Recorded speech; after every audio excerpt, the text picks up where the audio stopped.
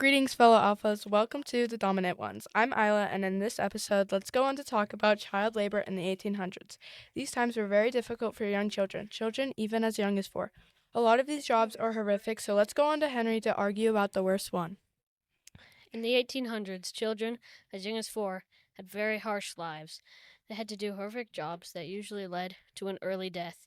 For instance, chimney sweeps were young children who were 4 years old that had to clean very narrow chimneys. To do this, they had to clean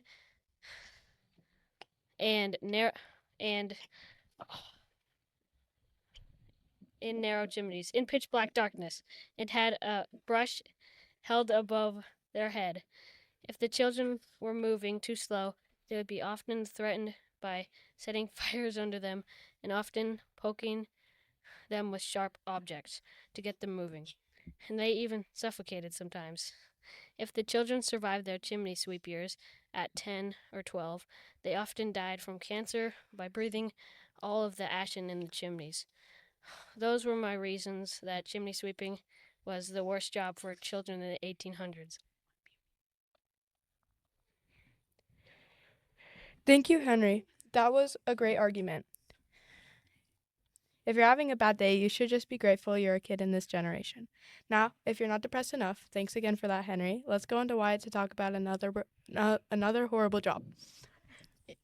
In the 1800s, there are many terrible jobs for kids, like chimney sweeps and meal scavengers. In my opinion, I think meal scavengers had it the worst. One danger of a meal scavenger was they could lose limbs, scalp, and it was even known for the kids to lose their heads. And they even did not even get paid, and they had to work basically all day with no time to take a break. Kids that were meal scavengers were often traumatized by the loud sounds because the workers never turned off the machines because they thought it would waste money and power.